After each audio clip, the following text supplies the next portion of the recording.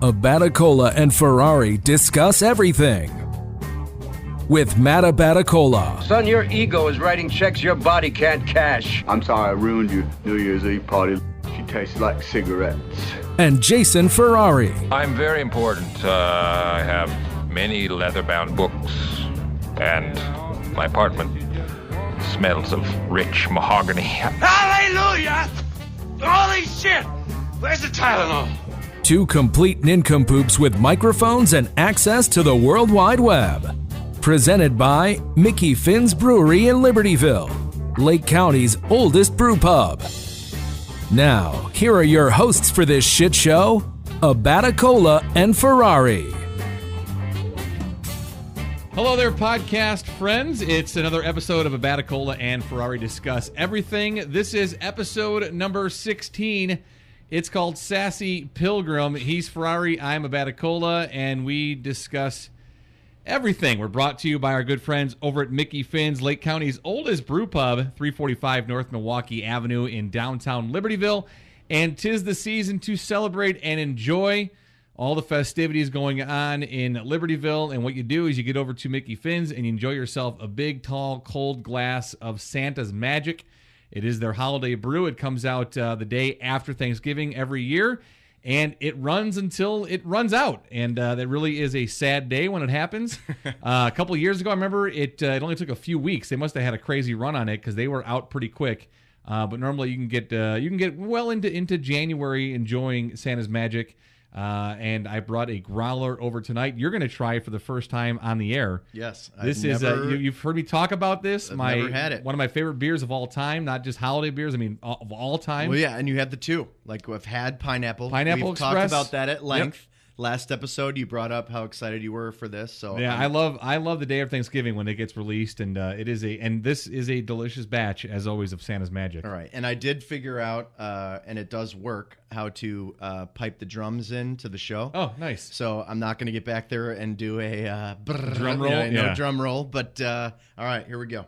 First time ever trying. First sip of it.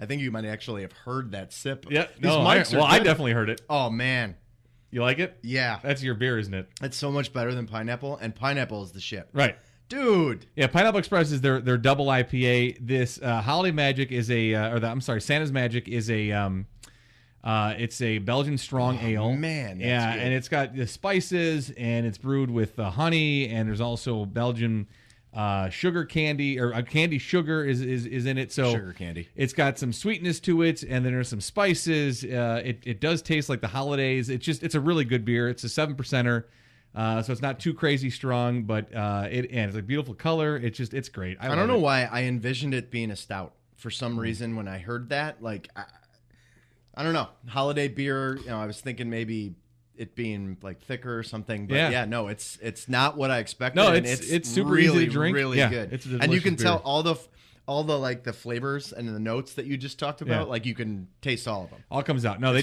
do a really good job with this one, and it's a great beer. So if you have a chance, get over and get yourself some Santa's Magic over at Mickey Finn's, 345 North Milwaukee Avenue in Libertyville. Check them out on Twitter at Mickey Finn's. You can do so good with the show as well. We're on Twitter at AFDE Show. You can go on Facebook and connect with us there, facebook.com/AFDE Show. And you can email anytime at afdeshow@gmail.com. I was at Finn's earlier today, had a nice glass of Santa's Magic, enjoying half a glass here with you because I do have to drive home, although I could sit and do a couple growlers. I finished a couple of growlers. Oh, I could easily sit there with and the whole night long and just drink this beer. We need to start recording when you could stay here. I had that one, and I did not want to get up from the bar, but I'm like, if I don't leave now, I'm going to end up texting Jane about 2 hours, being something happened. I'm not going to be able to make it out. I would be like, son of a bitch, you went to the bar. I had the one, had some great conversation. The topic of conversation at the corner of the bar where I always sit with all the regulars. Was who was it that Matt Lauer was naughty with? That's the conversation I walked in on. And you know what? I'm driving out here tonight, Jay, and I'm like, all right, every time we record, it's either what tragic gun violence happened or who is now accused of sexual some sexual, like, inappropriate behavior, and it just, it's another celebrity goes down today, and it was Matt Lauer, and it's a guy I don't know if you ever watched Today's Show, but he's a guy I was surprised. I mean, I was like, I heard it this morning, I woke up, and I was like, wow, that's not at all what I would have expected to hear, and, turned the TV on. It got me to sit down for a little bit and watch and hear what they had to say, because then you have two anchors that worked with him for 15, 20 years. I have that had to talk about it. So that was, I felt bad for them, because that's tough to do. And and people, I saw criticism of them too, because they were like, my heart's broken. Not because they feel bad for Matt Lauer, but it's a relationship with someone, and there's a betrayal there. There's a certain level of betrayal, because it's not what this guy for. So. I get it, and that's hard to do, and they had to sit through and talk through it. But yeah, Matt Lauer, apparently an NBC staffer while he was at the Sochi Olympics. What was that? Was that Russia? Is that the Russian ones? No, it's 2014, or is that Korea? I don't even have no idea what it is. The Olympics are coming up in February. It's like so high. The Winter Olympics are going to happen in February. Yeah. Zero desire. Nope. To ever watch the Olympics. The winter ones. The hockey's kind of cool, only because I like hockey. I don't feel that it makes me less patriotic that I don't watch the Olympics. It doesn't. It doesn't at all. If you don't watch, it doesn't mean you love America less than someone else. The last time I really, really watched it was the women's soccer, because I was like, wow, these girls are just complete badasses. Yeah. And then they just decimated it, and it was awesome to watch. But yeah. So another guy today, and it's Matt Lauer. Al Franken, since we've last done a show. That was super disappointing, because I really enjoyed I have enjoyed his thoughts and his take on a lot of things going on in the country right now. The whole thing down in Alabama, which is unbelievable. Roy Moore is digging in deeper and deeper that he didn't do anything wrong. You have multiple accusations, and it's pretty tough. It's either that or what kind of gun violence. And this last week, it was not here in the States, but it was in Egypt, and you had over 300 people that were attacked, and you had people setting up ambush spots to attack ambulance drivers, taking people to the hospital. I mean, so really, really unbelievable situation. It doesn't get talked about a lot here. The unfortunate in the States. Thing, I was going to say two things. One, it sucks to hear the unfortunate things about people that you look up to and you respect, and that there is a certain amount of that with celebrities, but. Like we've talked about multiple times over the last month or so since the Weinstein news came out, it's not surprising. Right. It's just going to be a short-term surprise each time a new name comes out. Lauer being one that I feel like is kind of crazy, but again, not surprising. It's, as my wife was saying earlier, it's men in power, and it probably happens more than we know. Right.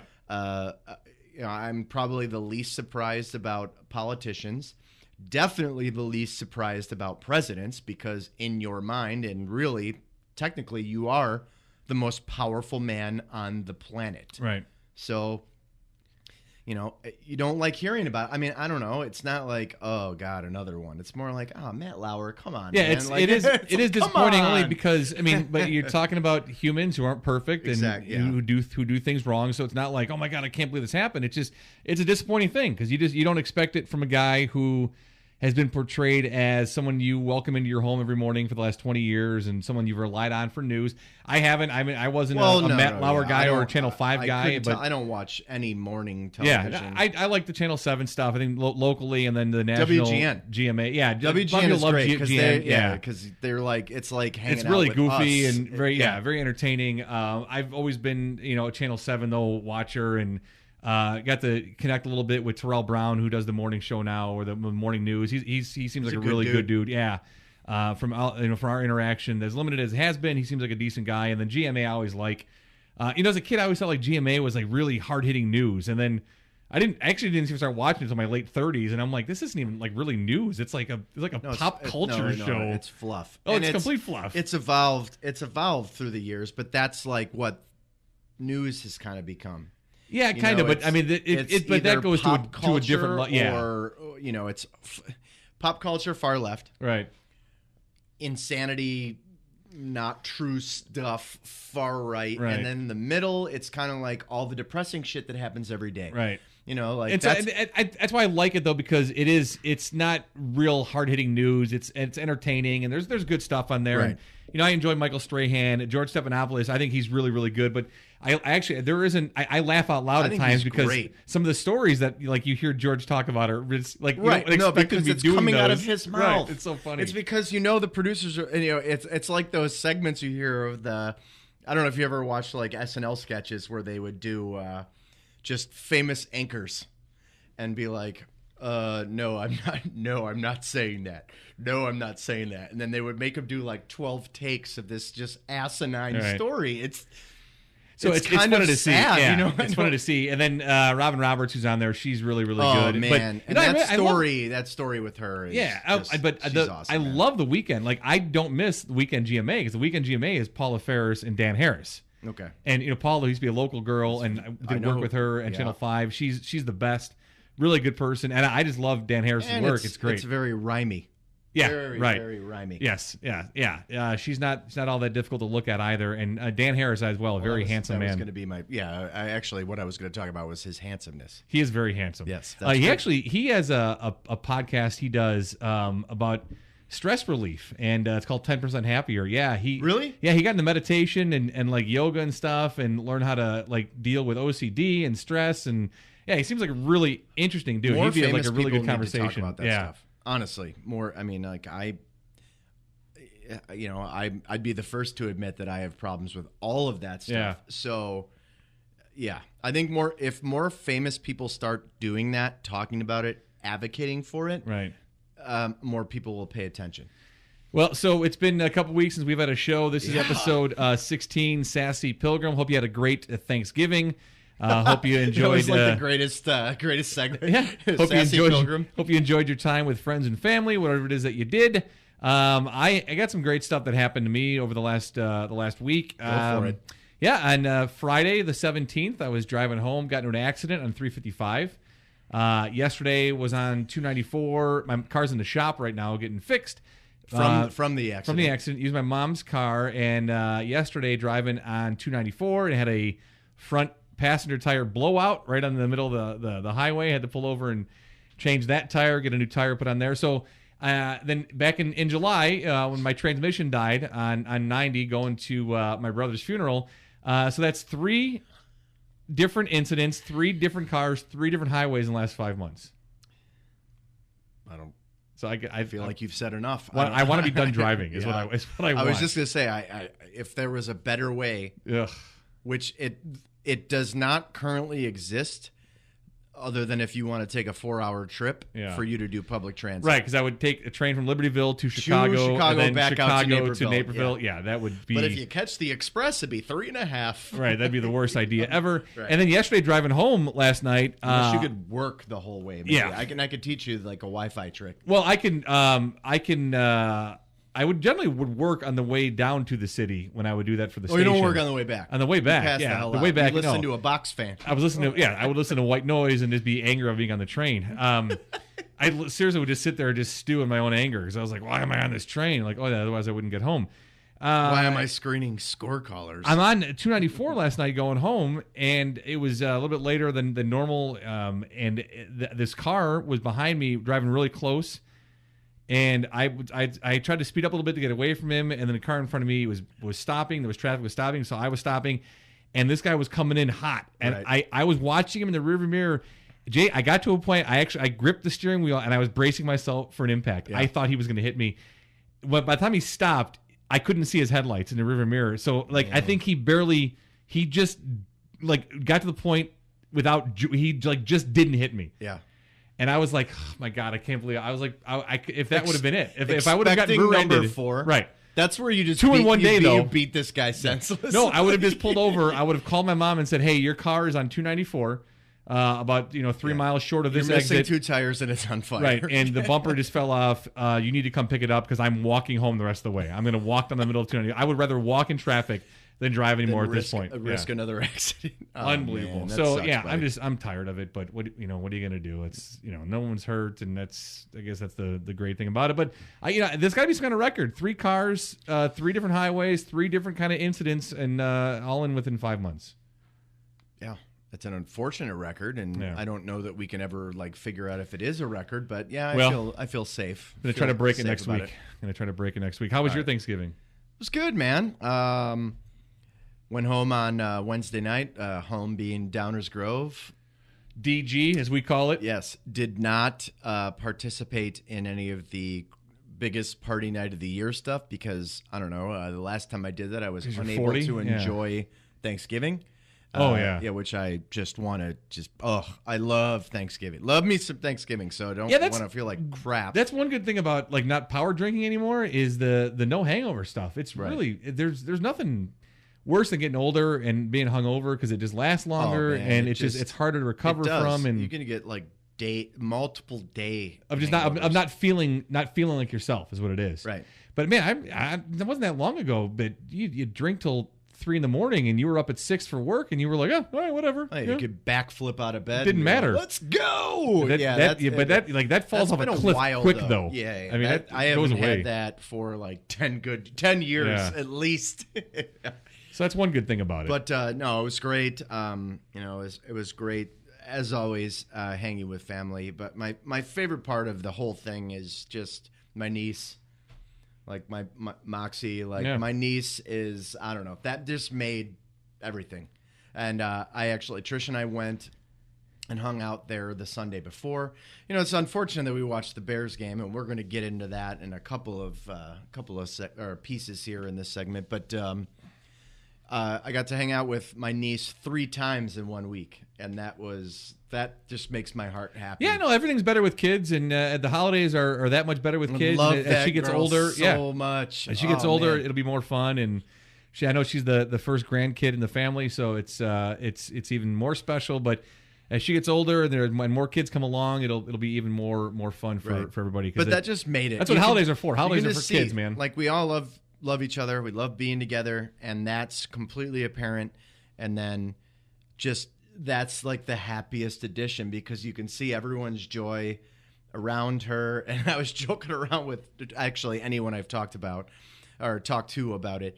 But we're all like shoulder checking each other to like pick her up and hang out with her. Yeah. That's just, it's great. She's just a beautiful girl, and I'm so happy that for Matt and for Stevie, and that to me made Thanksgiving so much better. So that's my Thanksgiving. I mean, I ate way too much food multiple days in a row, but the family thing.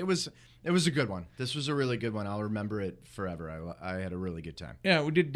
Me and the boys and Grandma. We did a big breakfast. So I did all the turkey stuff, the turkey bacon, turkey sausage, and we hung out for the whole day. With the theme. Yeah, I had a theme for it, and then hung out for the afternoon. Then after lunch, and then they went by their mom for Thanksgiving dinner.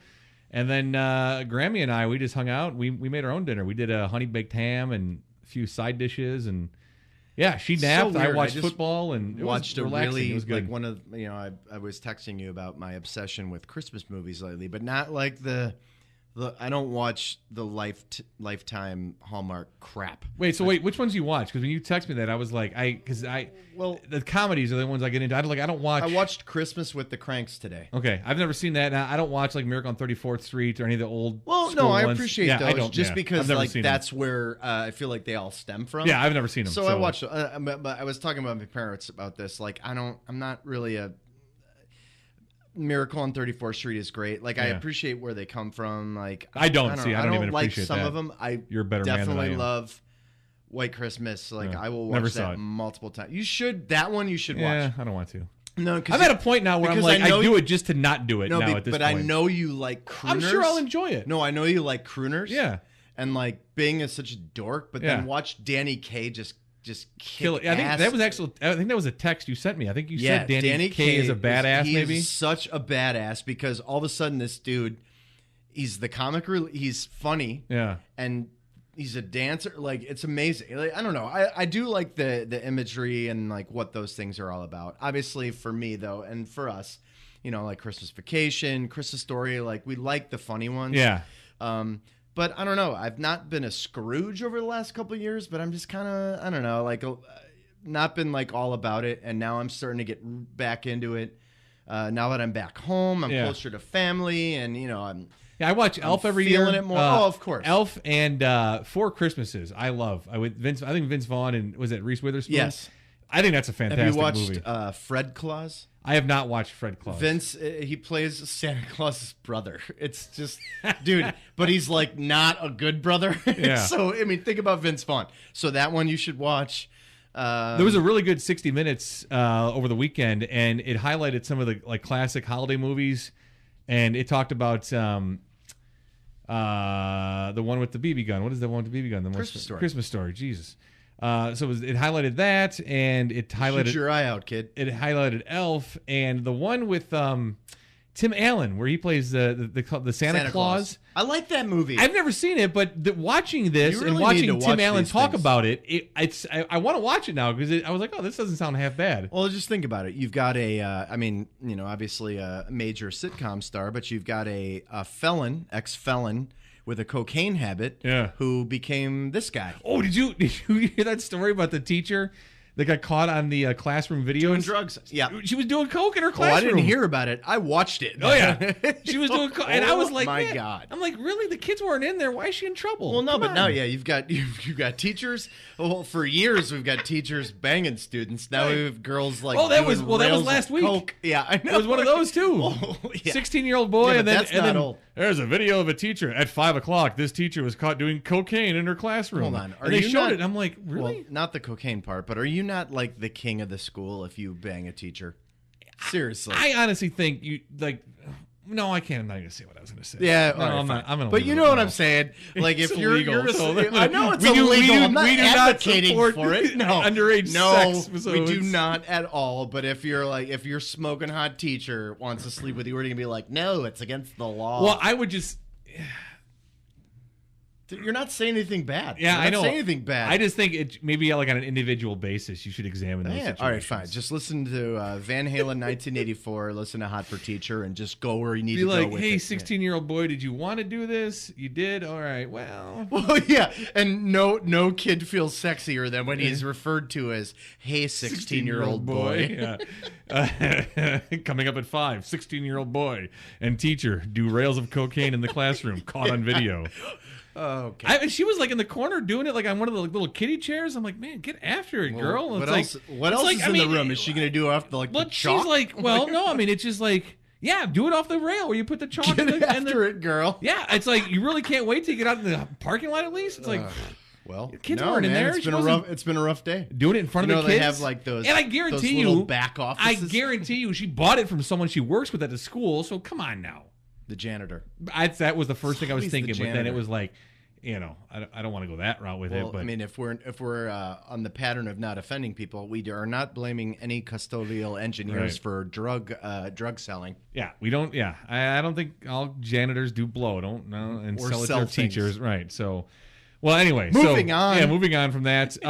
What is this note here that I see? What did you do to yourself? So Like with a fist? Did you close a fist and punch no. yourself? So I'm kicking my own ass. Yes. Do you mind? So yesterday I was helping out with a catering event for a friend of mine who owns a restaurant, Philly Bros, that we've discussed. And I was trying to move a rug, and I feel like people probably know, like the rug pads, you've either got the rubber ones or the ones that like stick to the ground that have the points that hold the rug in place. All right. So to paint the picture of how much this hurt. So I was trying to pull the rug and there was something on it. So I was by myself. So I moved the item and the rug pad released with the points. And I basically like all of that momentum of trying to pull it. And I was pulling this thing like with like all the momentum possible. You were getting after it, girl. It hit me in the face. Okay. And the pointy part of, well, one of the pointy parts hit me in the corner of the eye and like completely cut my eye open. And my eye was open, so the rug pad like hit my open Eyeball. eye. Yeah. And I was so close to the wall, like I'm doing this for you. Like I did this, it hit me, and I was so shocked by it, I smacked my head on the back of a wall. So you can cuss yourself too. Oh yeah, I saw like I haven't ever. I've been punched in the face. I did boxing club in college. I've done like accidental stuff where you like slip on the ice and fall. Actually, the night I met Trish, different story. Yeah, and you did those hobo fights too in the alley. Oh yes, actually, yeah. Me and the hobos. The hobos I said. actually, I'll be a part of the app movie coming up in the future. But so it was ridiculous. But I walked out, and the guy who was working the event with me is like, "What the hell happened?" Because I had blood. Cut me, Mick. Like, exactly. Blood flowing down. I put that on the Book of Faces. I said, I almost knocked myself out today. And hashtag he cut me, Mick. So perfect, Matt. We're always on the same wavelength. But yeah. So that sucked, but it was funny. Like if it happened to anybody else, I would have been No one saw it though. Yeah, but it hurt. No it one saw it. still hurts. No. So I too did bad. it, but then I walked. I mean, you couldn't have missed Right. the stream of blood going down my cheek because I cut my eye. So good times. Well, good. At least you didn't have to go to the hospital or anything. Yeah. And do you like the next comma? Yeah. What'd you do there? My favorite section is Beyond. I didn't do anything at okay. Bed Bath & Beyond. That is one of my favorite places. I do actually legitimately enjoy shopping. I do too. I like going in for the as seen on TV section. Shopping there. I know, because I always buy that You stuff. walk in, and the first thing you see is the as seen on TV. We have the spiralizer, like anything I see on TV. The sock helper thinger? Yes. Oh, no, I haven't gotten that yet. Yeah. No, you're supposed to get me that for Christmas. It's not Christmas yet. I know. I'm not expecting. You brought me beer. I'm happy. Beer. We're good. But no, short of them showing up at this apartment, they have stalked the shit out of me since Wednesday. Like, I have gotten no less than 50 emails from them talking about, like, you're missing Wednesday, you're missing Thursday, you're missing Black Friday, you're missing Cyber Monday. But right. I like them so much, I haven't unsubscribed. Oh. But I'm just taking the beating. Like, I hit myself in the face yesterday. You're being stalked by Bed Bath & Beyond. And being stalked by Bed Bath & Beyond. You get like a restraining order against Bed Bath & Beyond. I know. Like, I wouldn't be surprised if when you got here, I'm like, well, it's either Matt or Bed Bath & Beyond is buzzing me to come up and be like, you're missing Cyber Monday. They printed out the email that they sent you to hand it to you. They're handing me. Here you go, sir. I already have. We highlighted all the good points for you. I've been emailed the 20% off coupon and physically mailed it. And if they show up with like trumpets at my door, I wouldn't be surprised. I always like about Bed Bath & Beyond is they're like Target too. You can like walk in there with anything. It's in any condition and they'll take it back. They like no questions asked. Well, also you go in there to buy one thing, Target, same thing, and then you leave with 20. A Lowe's does that too. I've returned things to Lowe's, and I might actually. I feel like it's a theme. IKEA. Like God, that's the I might have worst. bought the object at at Home Depot, and like but Lowe's is closer. Like all right, you're talking about returning things. Like, I go there and buy. No, like I don't want this anymore. Like all right, I don't have the box. Do you have a receipt? I'm pretty sure it's broke. You just hand them. No. Hey, this is Lowe's. Why are you giving me a shirt? Right. Why not? I hand them like it's like in 3 pieces. We can take this. All right, cool. When did you get this? I bought this Christmas tree 4 years ago, but I'm not gonna lie, this stand is stressing me out. Then they're always like, we can only give you store credit. Like, cool. That's cool. Then works. yeah. Target's the same way. Like they don't even Target though. They don't even look up from the counter. You walk up to like the return section and they're like, "Can I help you?" And you're like, "I don't want this anymore." All right, we'll take it back. That's Here's like $75. That's like Walmart too. Well, it's not like the people throughout the store. It's anyone at the customer service counter. They're so miserable to be there. See, they don't look up. My Walmart. I'm not a huge fan of my Walmart. Well, no, I didn't. I like Walmart though, but mine though is like the people that can't work at like traveling carnivals work at this Walmart. Remember when you're like, "Holy shit, this is great." When I sent Matt a gift. Oh, yeah. Actually, 2 Walmart gift card. Half Target, half Walmart. Yeah. And you're like, oh my God. I was like, yeah, I sent these to you for a reason. Like, you'll love these. No, stores. and I go to Walmart all the time. The boys love it because their toys are great because they're cheap. But I mean, they sell all the cars, like Disney cars figures. So we go get those. And they're under $4 and it's a great price because it seems like we're buying them all the time. But mine is like, it's like, all right, we couldn't get a job at the carnival, so we have to come work here. It's just it's a different type of person. Well, okay, you know that there are websites dedicated to the customers of Walmart. Yeah. So I could do one of like the employees. Yeah. Obviously, on the other side of it, no one's shocked. Right. Retail, man, God bless him. Yeah, That's gotta absolutely, be awful. especially this time of year. So. Oh God, that's got to be brutal. All right, we have a fan of the show. We're gonna do this every once in a while where we highlight. Doesn't have to be someone. weekly, but yeah. when we get something cool, we'll do it. No, so this was from an email from Matt, who is a new listener, not only to our podcast, but to podcasts in general. Had never listened to podcasts before and got turned on to it by your brother. And he listens and loves it and just sent a really, really great email. So we just wanted to acknowledge Matt, say thank you for reaching out and for sending the email and all your kind thoughts and kind words. Remember, you can email us anytime for any reason at all. Like if you want advice on anything in life, I don't know, you want like shirtless pictures of us, just afdeshow@gmail.com. I'm not gonna lie, I'm in pretty good shape now, so I might agree to a shirtless There you go. pic. See, men, if you're listening, afdeshow@gmail.com. You want to see Jason shirtless, now is your opportunity. No, well, no. We, if anything, we have to do like a shirtless picture together. I'm not gonna do. I'll only solo. do a shirtless calendar. We do a full calendar. Okay. Full calendar We shoot. do 1 month. Hey, you're welcome, February. Moving on. Right. Yeah. Okay, so suggestion. Well, we won't name names of who suggested the stupid sound effect for our fan of the week, but yeah, if this works, we're gonna do it. Here, let's see. There you go. So that's our fan of the week roar. Roar. And that goes out to Matt. So, Matt, thanks for the email, afdeshow@gmail.com. So, you mentioned the Bears game on Sunday. I checked out at halftime. So, if you stayed for the whole thing, then you're a good man. There was nothing worth watching in that game. It was one of the worst games I've ever seen. And, you want to talk about why ratings are down in the NFL. I think, when your team blows, there is no reason to watch. But I started watching the Bears this year when a lot of teams blow. Yeah, they do. But and I wonder how the ratings are affected by the Bears being so bad and the Giants being so bad. Those are two obviously huge markets. But you've named that, two of the top 3 markets, right? And the Rams are great, and the Chargers are actually they're playing well too. Yeah, but no, I know. LA fans are they're a different breed, right? But yeah, I honestly poor play.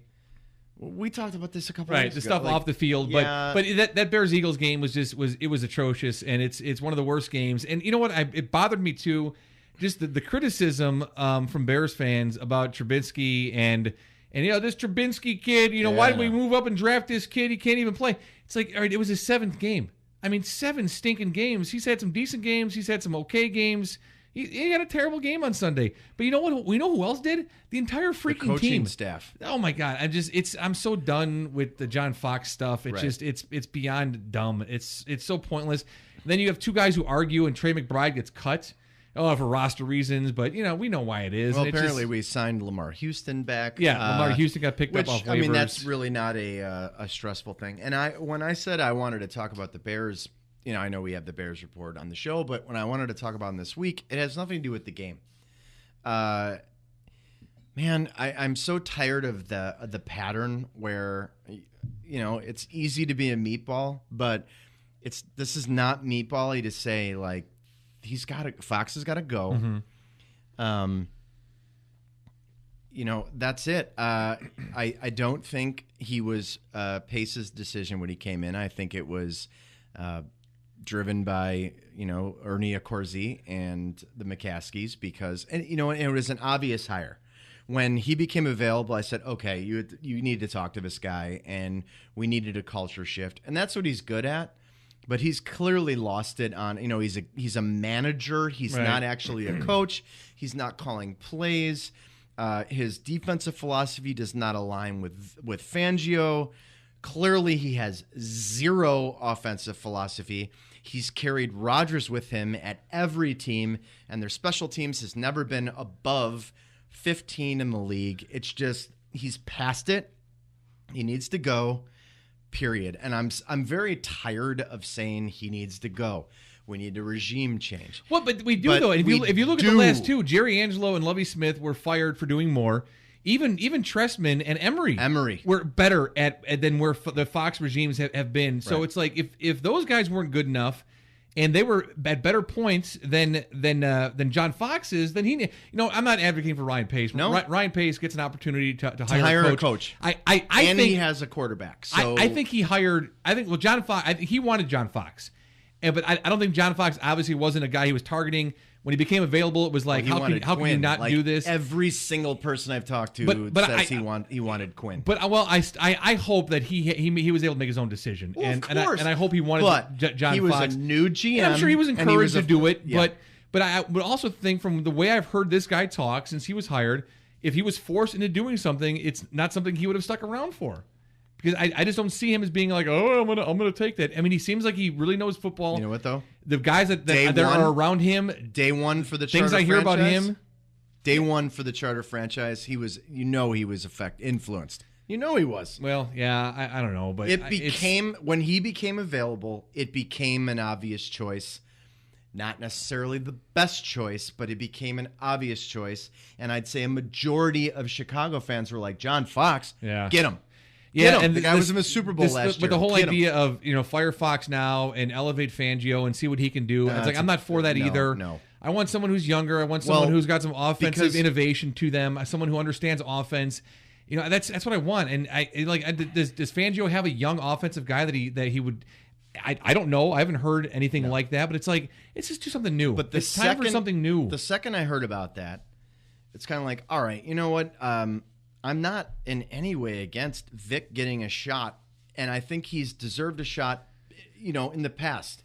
But if Pace wants to hire his guy, you need to ride this out, and then you need to have your list, and you need to interview them, and you need to bring someone in. Because if you fire Fox and you throw Vic in, then there's pressure to have him as a legitimate candidate. You can't bring him in, and then what happens if all of a sudden the last 5 games he's like a badass and the team turns around, and then it's like, no, okay, then he's a legitimate guy.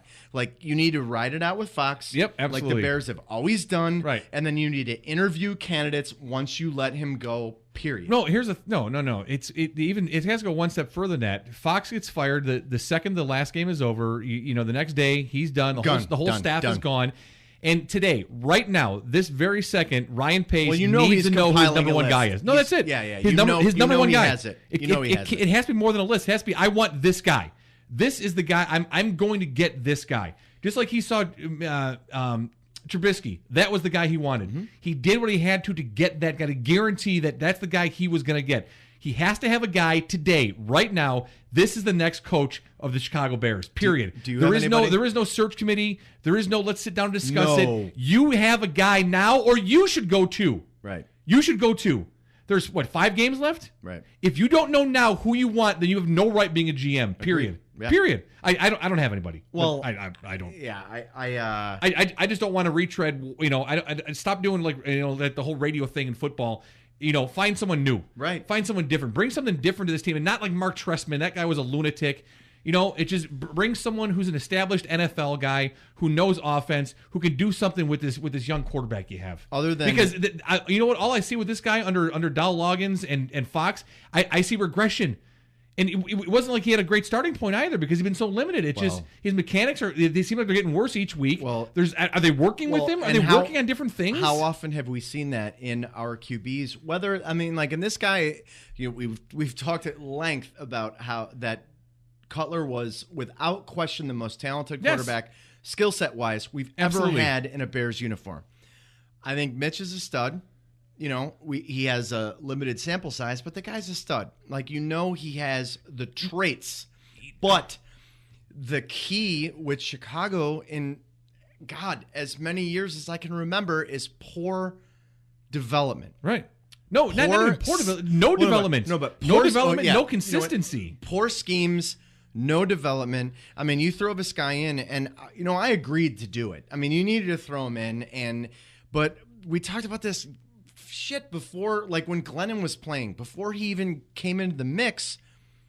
How many quarterbacks that get drafted high, they go to shitty franchises or shitty teams, and they flame out because they lose their confidence, or they play in such bad things. Right. They're gone. This poor bastard, at least he came in and he has a good running game.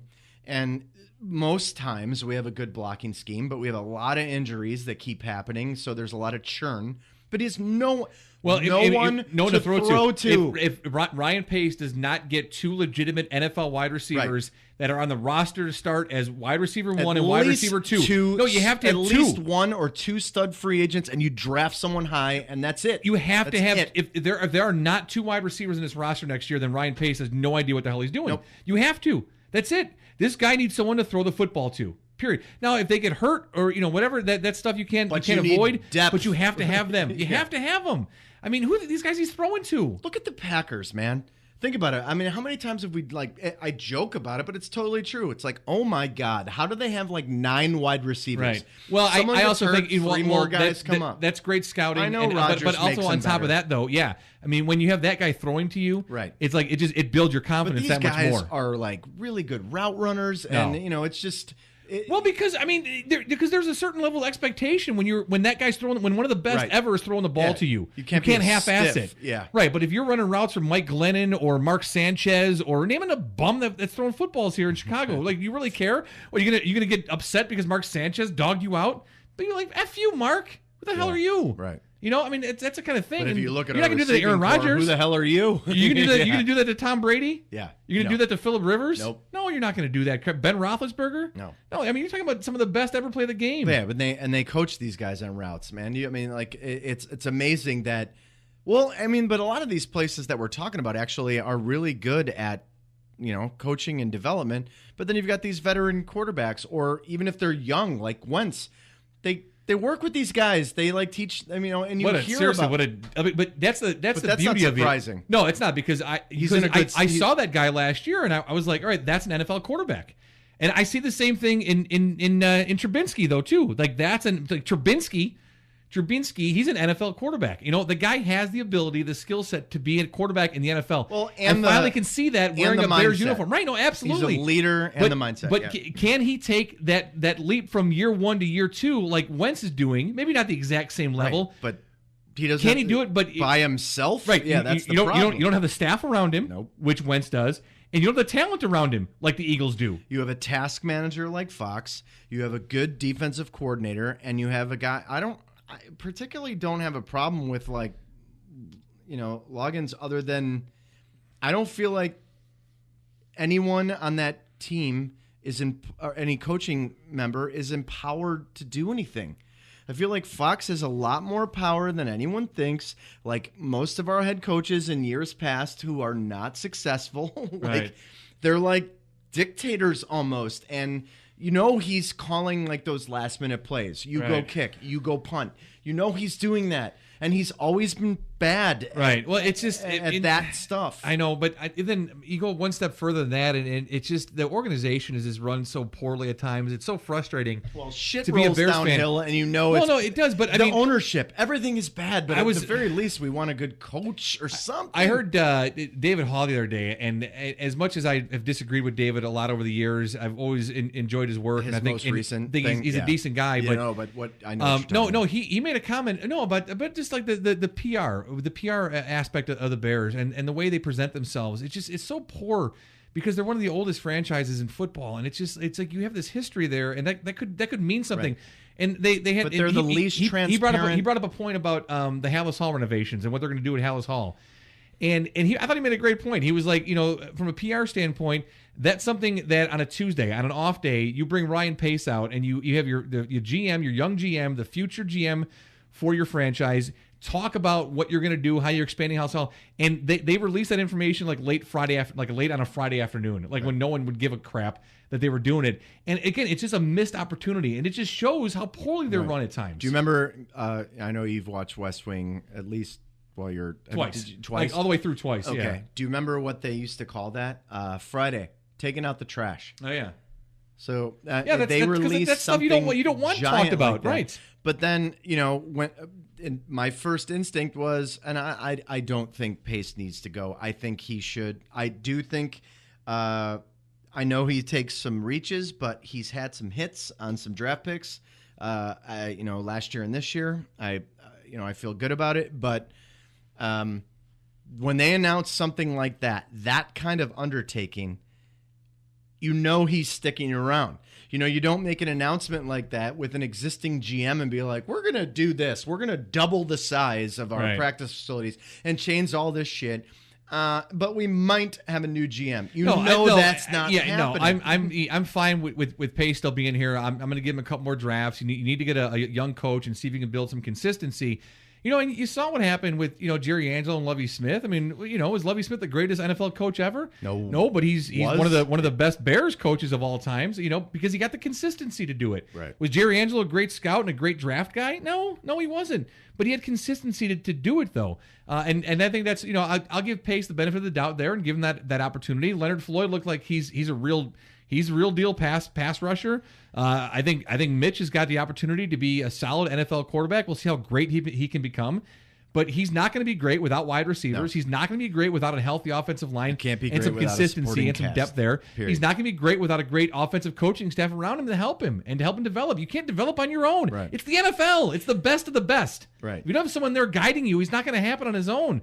He's not going to be one of the greats of all time. That kind of happens naturally, where they progress and they make people around them better. But he needs someone around him. Exactly. Right. But you don't throw a rookie in and make everybody better around him. The guy needs to be nurtured. The guy needs to be developed. And he's going out there. God bless him, man. He's getting his ass kicked. Right. Mentally, no, I think he's got some great skill set. Getting his ass kicked. I think he'll be a real deal NFL quarterback. I do too. But it's not going to work without a different offensive mindset and without some players someone around him. Right. coming in to not, hey, welcome to our existing system. Let's try and do that. Build around him. Maybe we'll roll you out. Right. Just take advantage of what he can do, and then let the other things happen. I am not like a bandwagon person, but I love the difference in the Rams when Fisher goes and McVay comes in, right, and Goff, who was being discussed as a bust last year, right, they are killing it because you got a young guy who walked in and built his. Right. He made Kirk Cousins look good, and Kirk Cousins isn't a bad quarterback, but now he's kind of faltering because a coordinator can actually help you by calling plays that cater to your skill set. Hey, did you remember 2 weeks ago when the Lions game, that really frustrating Lions loss? Oh Christ, they're all bad. Did you stick around for the extra coverage of the Redskins Saints game? Yeah. Okay. Remember the play where Cousins got called for intentional grounding? And yes. Right before the overtime. I was gonna say right before OT. Yeah. That to me was a terrible call, and it just shows one of the problems with NFL rules and officiating is the fact that he wasn't trying to avoid, because the whole idea of intentional grounding is to avoid a sack. Right. And you're throwing the ball away, and just what happened was it was a poor pass, and the receiver just wasn't where he was supposed to be. I really thought that was a terrible call, and then you lose it down, you lose 10 seconds at the end of a game when you're trying to get in field goal. Over the last couple of years who are losing games for this kind of stuff.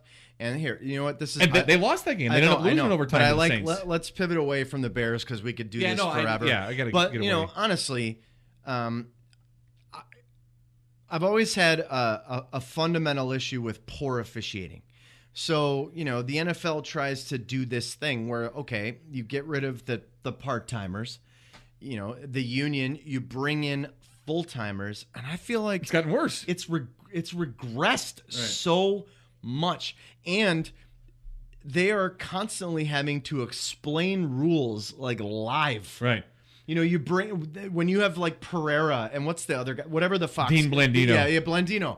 But when you're bringing them in and they actually have to explain the rules to the guys calling the game, and I feel like they're overcompensating for the poor bastards on the field who don't know what's going on. And I necessarily think like 9 times out of 10, the announcers don't need that, but I think they played dumb just for the fact of the audience, and that's what the executives want. Right. We have this guy; he's a great resource. Let's use him. Then I'm going to use it again. The meatballs are like, yeah, that makes sense. Right. Instead of they screwed us. But that Redskins call, I think, was a terrible call, and that's a kind of instance where the officials need to come together and say, here's what I saw, here's what I took out of that play, that he wasn't trying to avoid a sack, it wasn't intentional grounding, it was just, you know what, pick the flag up, and that's not in the nature of the penalty. Right. But they don't do that. They don't, and I don't know if they're too scared, or it's just, they're too afraid to have a call that's wrong because it's scrutinized so much now. I don't know. It's a real problem. It's a super mess, but Well, one good thing, I'm doing a CBS Sports like football pick 'em, where you pick the teams and you rank them just based on wins and losses. Remember, you told me, what was it? Well, now we've had a gap, but like 2 weeks ago, you said you're just picking them and whatever. I was just picking, didn't really care, and so then my buddy Rich, who runs it, 2 weeks ago.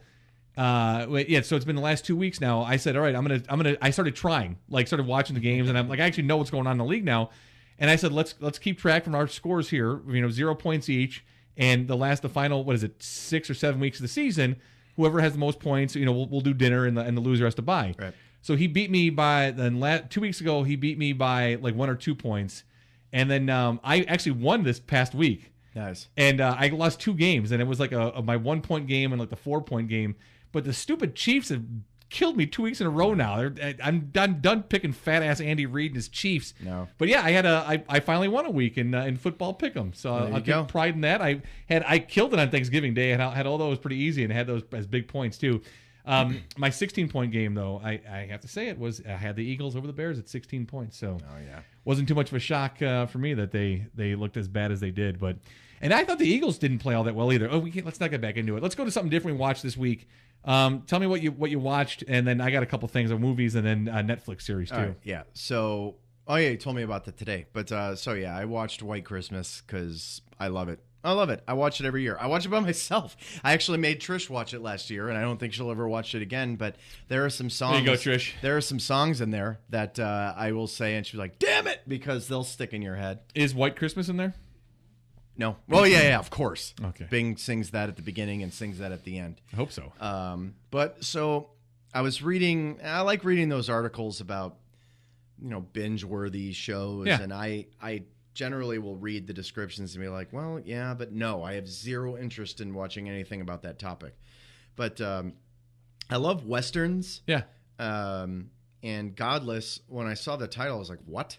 God, what could this be? And then I read about it. I was like, oh, okay, cool. So it's a Western, but it's a completely different take. It's not like everyone's doing a gunfight and, someone's wronging a right. There's a lot more depth to it, but oh my God. Now the name is escaping me, but the boss from Newsroom, is talking about. Sam. Yes. Whatever. Yeah. But gosh darn it. Yeah. Well, no one's surprised that I can't remember anything on this show. Right. But he's in it and he's hilarious, and he has like a Sam Elliott mustache. Seriously? Oh yeah. But it's more of a handlebar, so it's like Sam Elliott and Tombstone mustache. So it's got the sides. Great. But Jeff Daniels plays like the bad guy. Unbelievable. I mean, like the guy from Dumb and Dumber, and you've seen him. I think he was nominated for an Oscar like way before Dumb and Dumber came out or any of that stuff. The guy's a legit actor. Great in Newsroom. He plays like the best bad guy. Sam Waterston. That's it. I was going to say Watterson. Yeah, so I guess it was close. W. Maybe there's an extra So T. Jeff Daniels plays a bad guy. He's the bad guy. He's like the protagonist, and he's so good.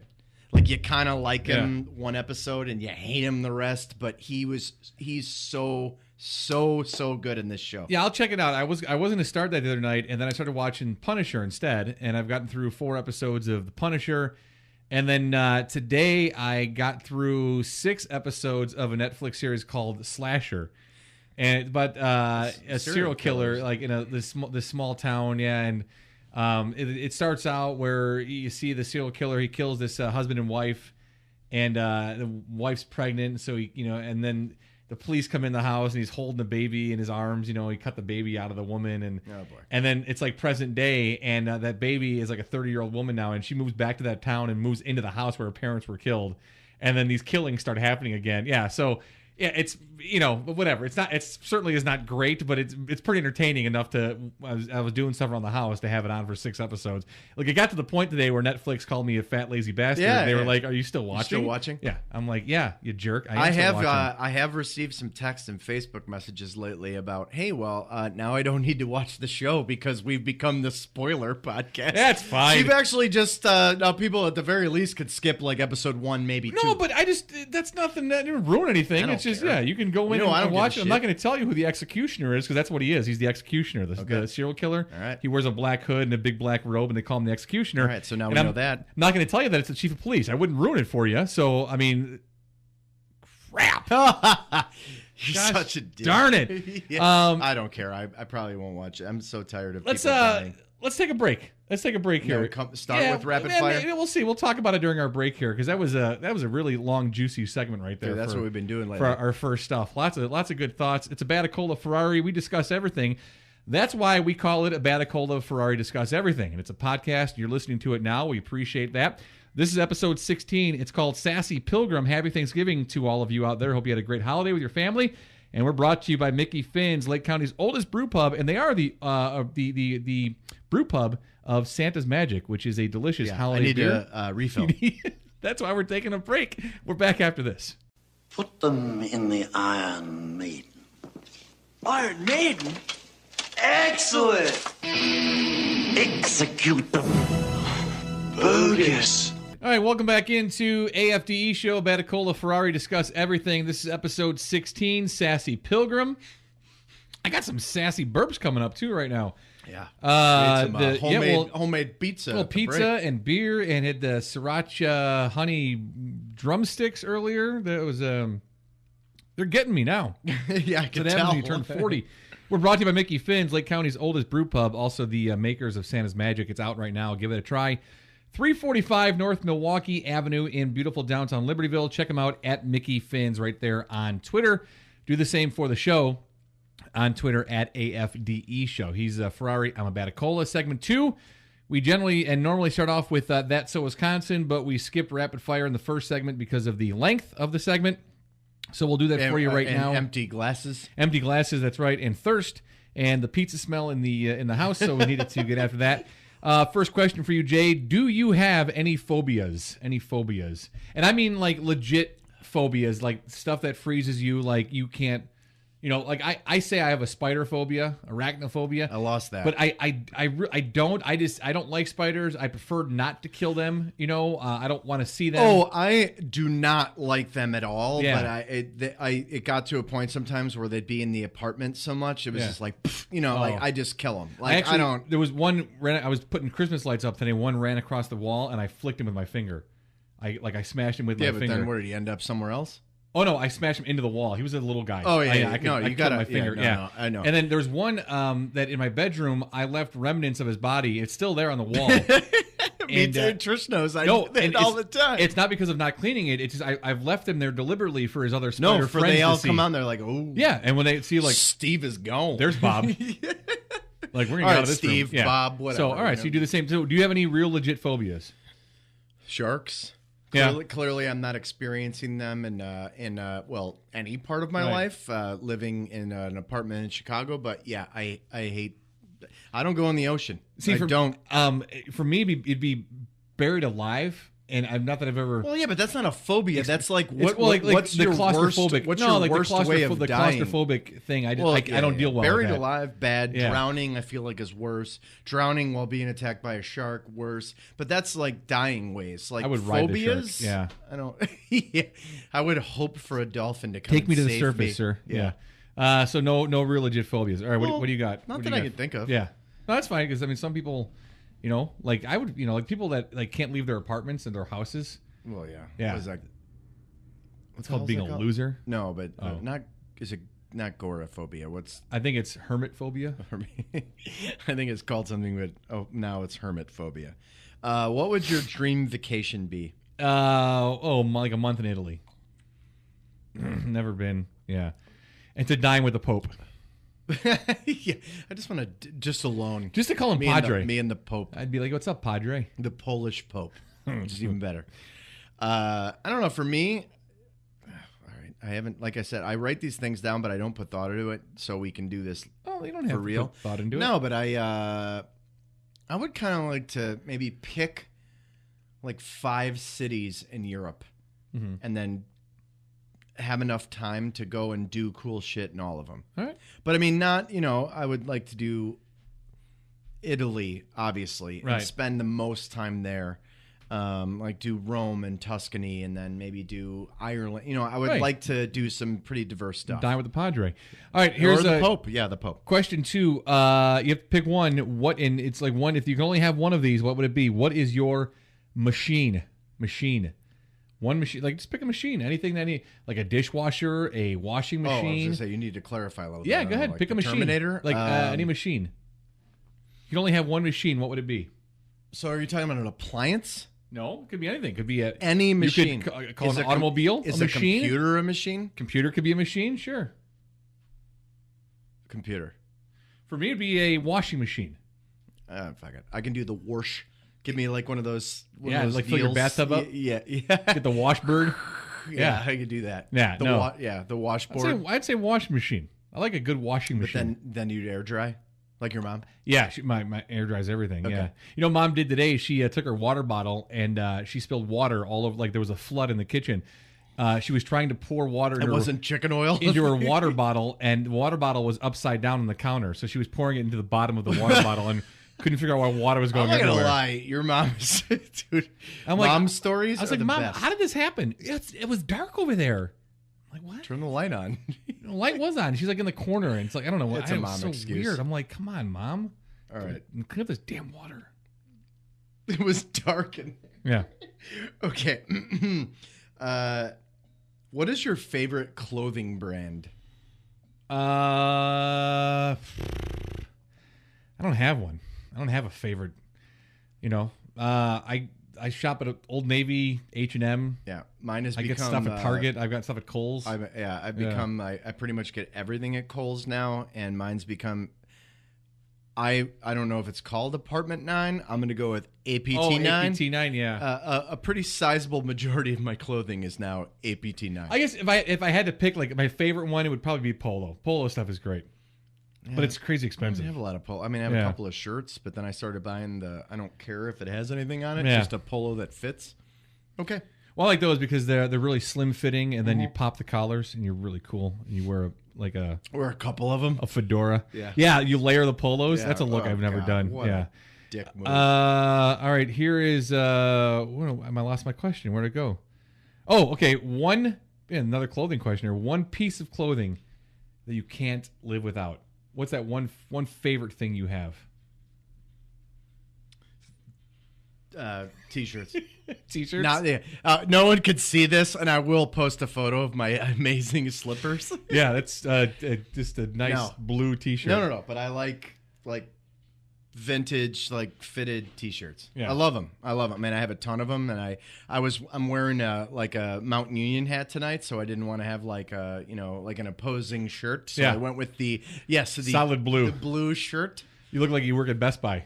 Oh yeah, but it's not like I'm not wearing khakis and a polo. Yeah, maybe you were before. Dude, I got if here. anyone could see, maybe we should take a photo of what I'm wearing right now. Yeah. I don't work at Best Buy. You look like a hobo. Yeah, I look like I assembled clothes outside. My favorite piece of clothing would be my Burberry scarf. I like to wear it all year round. Dick. No, it's very trendy. Shut up. You're an idiot. You know that's not true. He's just doing it to bother me. All right. Yeah. Have you ever had surgery? Yes. I had an appendectomy. How old was I? I was young. I was in my early 20s because it was like ruptured and. It was bad. It was like super inflamed, and I was keeled over, and I couldn't even get out of like the fetal position. And went to the ER, and they're like, "Oh, you need to have your appendix removed." Which kind of feels like that's the time when everybody has it, when all of a sudden you're like, "Oh, yeah," hunched over and couldn't even straighten. Yeah, that was miserable trying to get to the hospital. And it was like so long ago they still cut you open, and I had staples put in, so it wasn't like now they can do it, and it's not the same. That's how long ago it was. Yeah, but that's the only surgery I ever had. I had a cyst removed from my back when I was like 5 or 6, but I was awake for it. They just numbed the area, cut out a big chunk of my back, and pulled the cyst out. But other than that, that's it. Yeah. Wow. Now that I think Well, my about butt it, implants. That too. and calf. I've got those now. Yeah.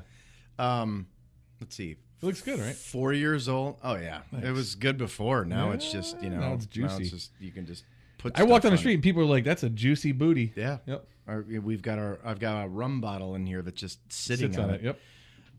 Put the growler on it.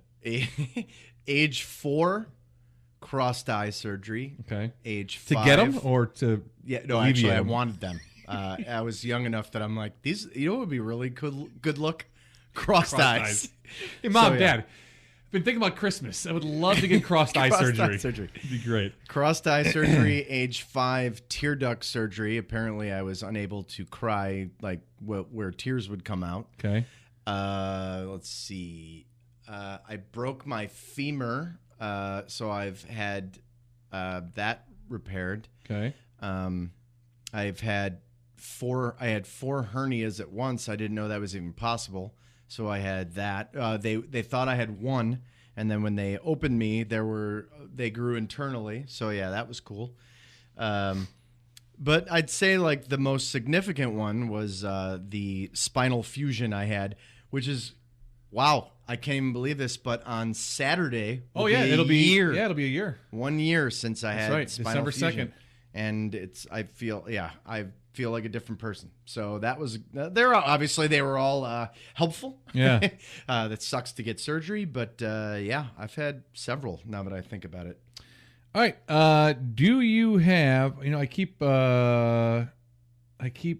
moving my my phone. I keep scrolling. Mine keeps closing while we're talking. And then I keep... All right. According to you, and don't name a person. Can't be a person. According to you, your most treasured possession. So an item, a thing. Oh my God, that's difficult. Because you have so many, or because you just don't care? No, because it's hard for me because I just don't care. I don't have a whole lot of things that I'm like. Right, but it's hard. Yeah, exactly. It's hard to pinpoint. Like I don't have something significant that was like handed down from like grandfather to father to son, or I don't have anything that was like signed by someone famous that I adore. Well, you know what? I mean, there are athletes that I love and respect. Like one time, you remember Pacific Club? Remember that in Lombard? I went to eat lunch there with my parents once, and Walter Payton was sitting next to us, and like he signed a napkin. Like, I mean, that's cool. Oh, that's cool. But I mean, I don't really think I have anything like that. That is that, where mine would be if I lost it, I'd be like, God, Mine would be my Darwin Barney bobblehead. I don't even know who that is. He was the Cubs second baseman, 2011. Yeah. 2011. Yeah. I'm glad that it took that long for you to find something of meaning. Yeah, that's it. Yeah, it finally happened. Yeah, I got nothing. I mind to maybe I'll think about it later, but on the spot, no. Rapid fire. Oh no, wait, shit. Oh, it's not called rapid fire. I totally forgot to do that. That is moderately paced fire. That is my fault. Moderately paced fire. Right, because there's nothing rapid about this. That's my bad. Right. That's my bad. Moving forward, moderately paced fire. Okay, your fourth question. We have okay. Who's the coolest person you've ever met, or coolest? I'm air quoting celebrity, but okay, let's go with that because you worked in radio. Yeah, you met a lot of people. I've mentioned this before, but yeah, easily. And there's no. I mean, immediately Dwayne The Rock Johnson, or as I just call him, and I'm the only one that does The Rock because we're on that level. Right. Easily the coolest guy I've ever met. Yeah. Yeah. Just great dude. Mine is you'd think I've met people more recently, but in let's see, 1989, when like Wayne's World was in its height, heyday on SNL, Mike Myers and Dana Carvey kind of did a comedy tour where they would, the first part of their show would be Wayne's World, and then the second part of the show would be the two of them individually doing like stand up.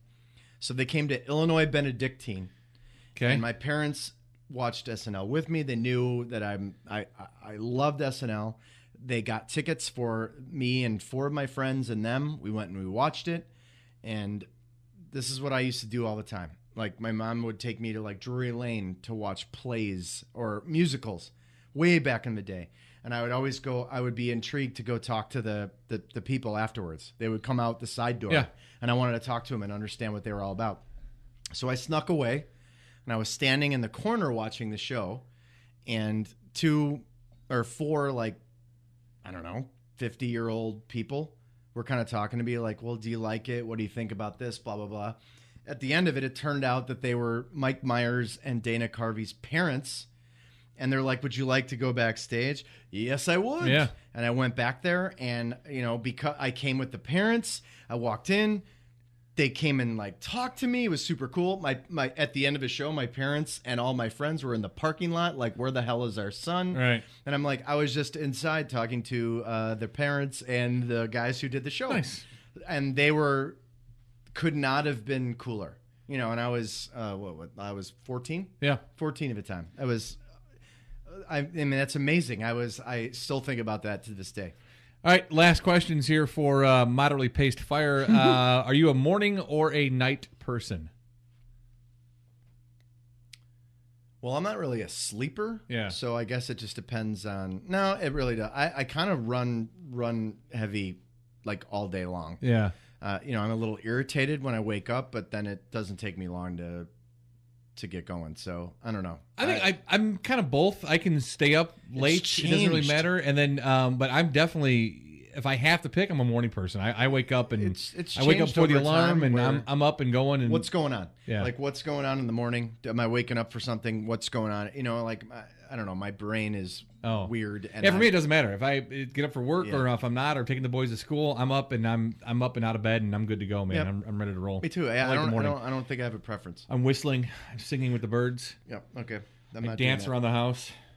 All right, this is something I'm curious about because I know you probably watched college ball like when you were younger, but it wasn't important. It was just on, and then now you've kind of gotten into it a bit. So if you could play football for any college football program, all time, not like this year, all time, is there anyone that like?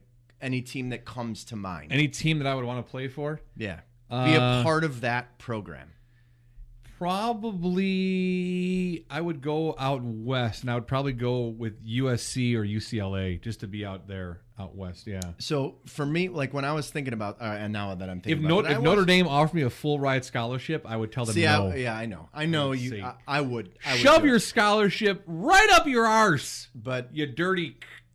it's hard to not do. I'm not gonna say it. Yeah. Okay, yeah, if you call Notre Dame that's more than fucked up. But it's hard not to do like the conferences for me. Yeah. Because I think, all right, I would play for this. And like I applied to Florida and but that's not my team. Like that's not who I would pick. So who would you pick? I would pick Texas. Oh, that was Because the state, It's my second. and that university, like, I can't even imagine, bad or good, running out of that tunnel would be insane. But like, out west, USC without question. Yeah. Texas in that conference, Florida in the SEC, Michigan not even like jokingly, like with how we approached Michigan this year. Oh my God! In the for Big me, Ten, Big Ten easily playing in would the big be, house. No, Come for on. me it'd be Like, Maryland. I would. Oh. I mean the we were rich talking about this tradition- while we were eating the homemade pizza. Rutgers, Rutgers just for me. The rich tradition of Big Ten football in Maryland is just, man. I remember as a kid. Remember the old coach? He Man, was very big. Yeah, I remember. I was like, What is it? five Phrygian, that giant. 5 or ass 6 dude. years old, and just sitting around the TV with my dad and my brothers and watching Maryland Big Ten football. It was. Man, those are what Saturdays were made for in the Batacola house. Was Maryland Big Ten football when I was a kid. Most houses. Loved it, All right. man. Wait, did you do? Like, what do you want to do? That's it. Yeah. Okay. That's done. We're done with moderately paced fire. What do you want to do when you grow up? I want to play football in the Big Ten with Maryland.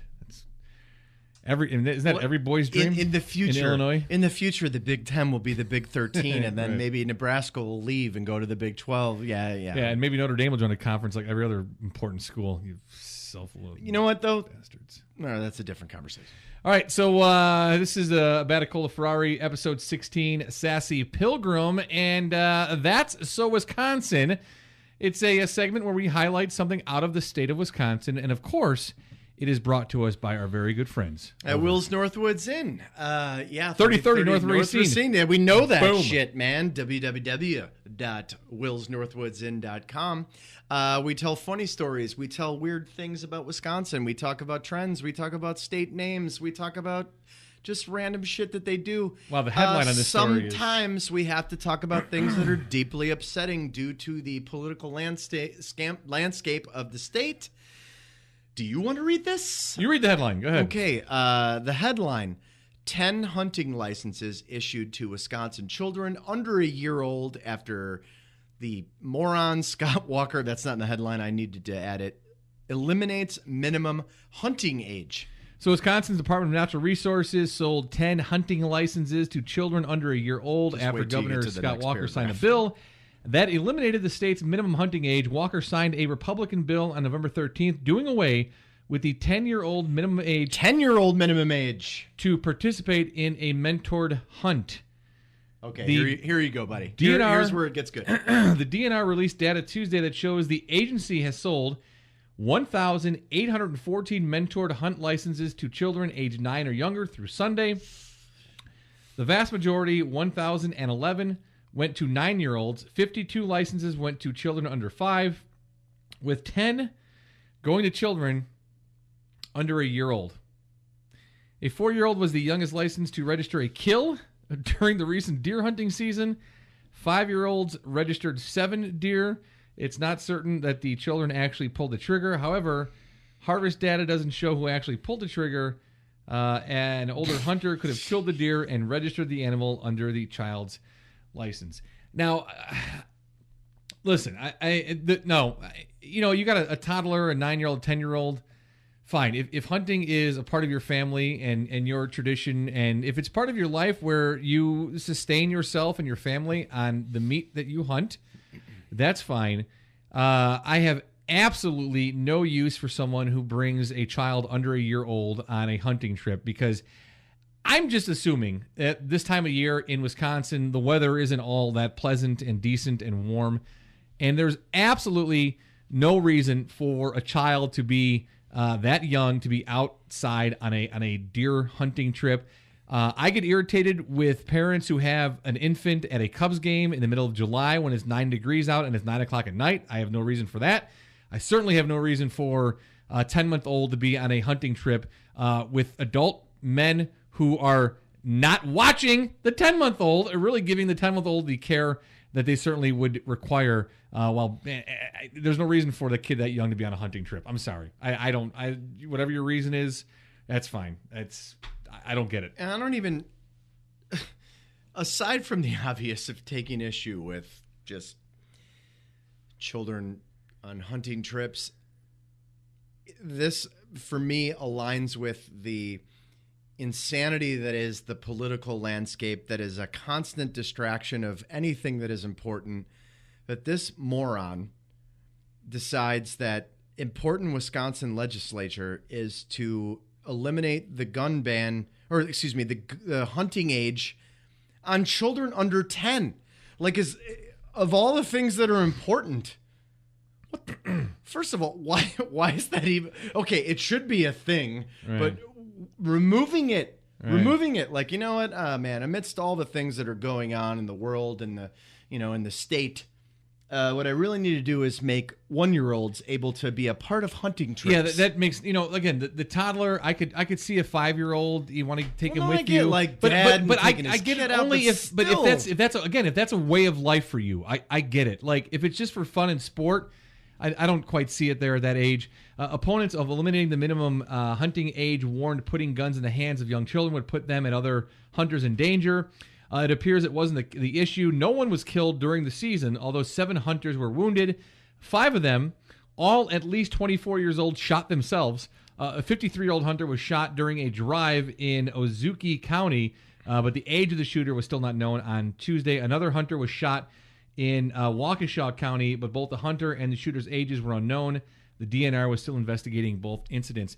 Again, there's absolutely no reason for a kid under a year, a 2-year-old, a 3-year-old, even a 4-year-old to be out on a hunting trip. 5, I can maybe see, again, if it's your way of life and it's how you sustain life for your family, fine, I can get it. But there's no reason for a toddler to be out there. There's no point. Yeah, and in this context, it's not taking shots at Wisconsin. We've never done that, but we want to be true. We said we'd be honest. Well, these are stories that are current, that are real, and the fact that a previous presidential candidate, thought that the thing that needed to be focused on recently was to lower the Well, I'm just curious, hunting. this bill that he signed, what else was attached to it? What else was involved? Who knows? And how this was slid in there and attached to something else. I could maybe look it up because I kind of curious. I never about that really now. knew about that guy until the teacher thing way back, and then I moved up there and then I learned all about it. And And that's our segment. That's So Wisconsin. It's brought to you by our good friends. Will's Northwoods Inn. We apologize for this one. 3030 North Racine. Find out about all their specials and events, which are awesome. And I will tell you, even if you're not a Big Ten fan or a Wisconsin fan, Wisconsin's kicking ass. Matt and I have made no secret about how much we cannot stand Ohio State. The Big Ten championship is coming up this weekend. Oh, man, on Wisconsin, go Wisconsin. Yeah. And there is no better place in the city of Chicago to watch a Wisconsin game than Will's, I promise you. WillsNorthwoodsInn.com. Go on, Wisconsin. That takes us to our dumb criminal of the week for episode 16, and it's Sassy Pilgrim. That's the name of the episode you're listening to. And Jay, it takes us to, as I just, of course, hit something I shouldn't have hit, and I lost my story. It takes us to Iowa City, Iowa. A trainer man, it's TREYNOR, trainer man is facing charges after Iowa City police said he planned to sell baking soda as cocaine to, quote, dumb, end quote, college students. According to a criminal complaint, officers stopped 23-year-old Nicholas Carlus near Lynn and Washington Streets after he failed to obey a traffic sign. Police then arrested Carlus on an outstanding warrant. Police said Carlus admitted to drinking and seemed very confused. Testing showed he was under the influence of alcohol, depressants, stimulants, and marijuana. Officer says they searched Carlus and found 2 bags of white powder. A 3rd bag fell out of his pants at the police station. Police said Carlus told them the bags contained baking soda and he was going to sell them to college students for $60 each. College kids are so dumb, he said. According to criminal complaints, he faces a felony charge of controlled substance violation and a serious misdemeanor charge of operating under the influence. So that is our dumb criminal of the week. His name is Nicholas Carlus, and he was going to sell baking soda to dumb college students and try to pass it off as cocaine.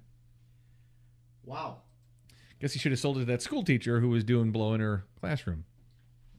So normally we would go into dumb apps, but we skipped the funny stories. Funny stories. Yeah, let's get to them. And man, sometimes we've been off for a couple of weeks. We don't know what the hell's going on. So, Matt, I left the room while Matt was telling that story to go get a visual, so he could see how hilarious this is. So the title of this, and obviously, for the most part, every week I find something at the Daily Mirror. Title of this is Dad confronts teenage daughter after finding her, quote, sex toy. It doesn't end well for him. When you hear that, it's like, oh, dear. But then I was like, oh, Dad's wrong. So let's move on. And then, Matt, I'll show you the visual. Oh, boy. Did you go get your sex toy? Yeah, I did. Okay. Teenagers go to great lengths to hide things from their parents. This is because plenty of teenagers live in fear of their parents going through their stuff, normally under the guise of cleaning and finding something they shouldn't. Of course, many parents have seen, heard, done it all before, but it doesn't matter. Secrecy is everything. Occasionally, however, parents get it wrong. Emily, who is a teenager, was at a friend's house when she received a rather alarming text from her father. And the text was, Emily, where are you? When you get home, we need to talk. Friend's house, why? And then he sent a picture of what looks like a sex toy on her bed. And that's the image he sent her via text. Okay. Well, I found this. Why are you making these purchases? That is disgusting. You shouldn't waste your money on something like this. Though, Dad, what do you think that is? Those things people buy at Spencer's. They're disgusting toys. I didn't realize you could buy that sex toys at Spencer. Those disgusting toys that vibrate. I'm not that old, Emily. Dad, that's my portable charger. I use that for Disneyland to charge my phone. Oh, my God. What were you doing in my stuff, by the way? I love this. Don't tell your mom. Sorry I needed chapstick. By the way, be safe when you come home. home. Yeah. So I went to the other room to grab this, Matt. Yeah, no, I have one of these. My USB charger Yeah. that apparently Dad confused for a vibrator and sent a text to his teenage daughter saying, I found this. Right. Now, the problem I have with that is that he clearly picked it up, grabbed it, touched it, put it on top of her bed to take the picture and send it to her. How dumb is this guy that when you pick this up, you see it. I'm not even that savvy, and I know that this is a charger. Like with modern times, there are probably USB charged vibrators. Right. There probably are, but Right. so you could charge your phone and get off at the same time. But why wouldn't he realize that, hey, this isn't a vibrator? it doesn't even turn on. Right. Seriously, But what's he's a dad. Dad, look. Yeah, that's just not good. All right. Sorry, I needed chapstick. That's an awfully big chapstick. No, too. but I love this. Don't tell your mom. Oh, and this dad. Yeah. You're. Oh God, you are. Come on, man. Don't tell your mom. ... or ... comma. No, yeah. Sorry. Comma. Period. I needed chapstick. By the way, BTW. Be safe when the letter come home. Yeah.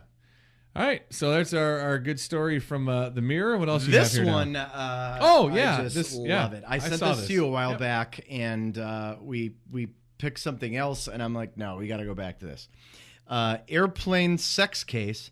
Woman drunk. Lewd act occurred as Mad slept next to them. Right. A couple caught in a sex act on a Detroit-bound passenger jet last month not only tried to hide their activity with a blanket, but pulled it off while the man was sleeping in the same row next to them, according to police, in a report obtained by the Detroit Free Press.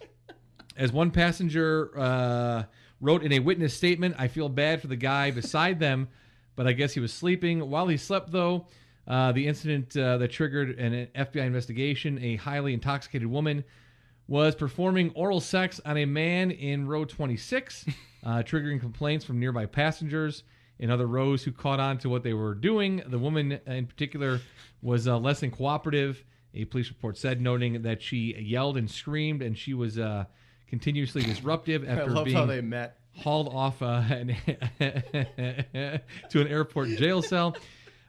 These are some of the details involving the October 29th incident, which was documented to a 9-page police report obtained by the Detroit Free Press under the Freedom of Information Act. Thank God we have that.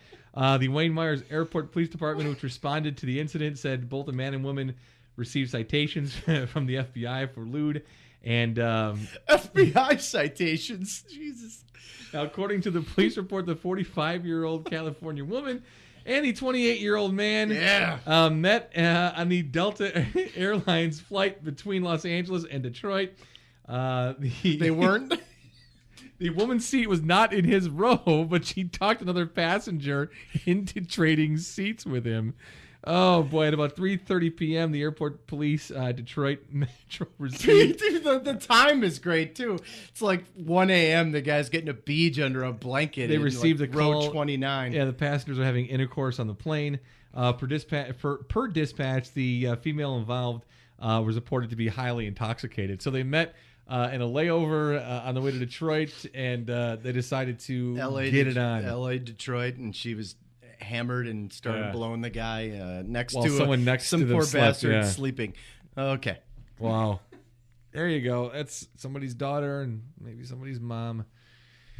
Wow. Congratulations on that. All right. So we go into this week's edition of Dumb Apps. And here is Jason Ferrari with episode 16, Sassy Pilgrim and Dumb. And again, as stated last week, we've decided to do about 2 instead of 5.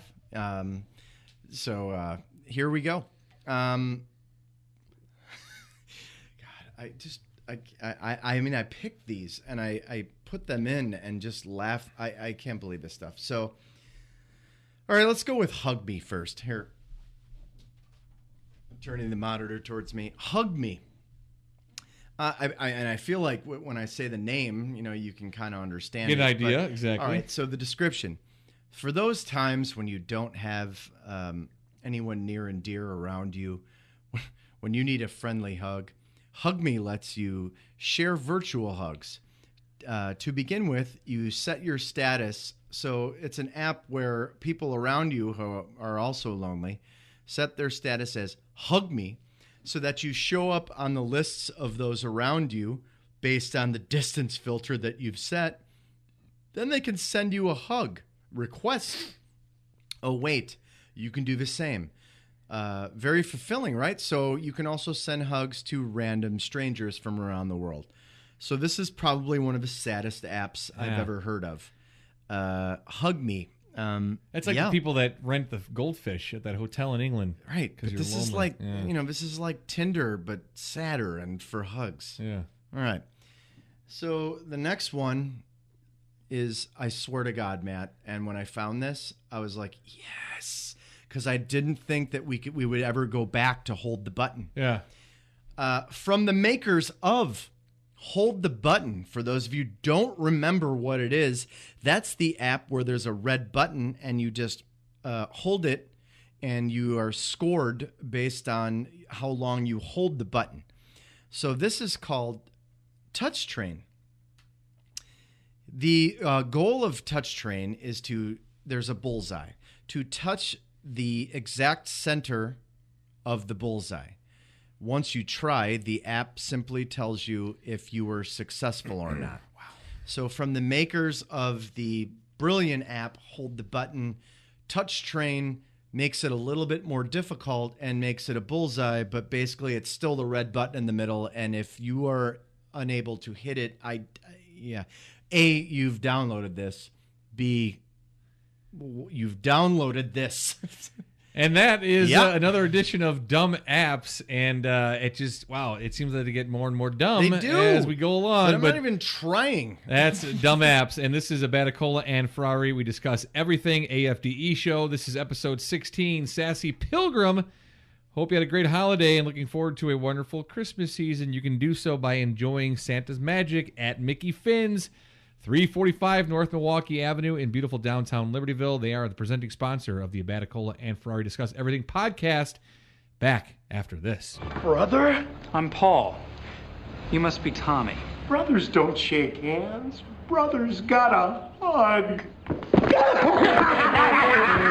All right, welcome back in. Baticola Ferrari Discuss Everything, episode 16, Sassy Pilgrim, brought to you by Mickey Finn's, Lake County's original brew pub, right there at 345 North Milwaukee Avenue in Libertyville. And we go on to our favorite tweets of the week. And I bring you from the Huffington Post my favorite thing that I read each week.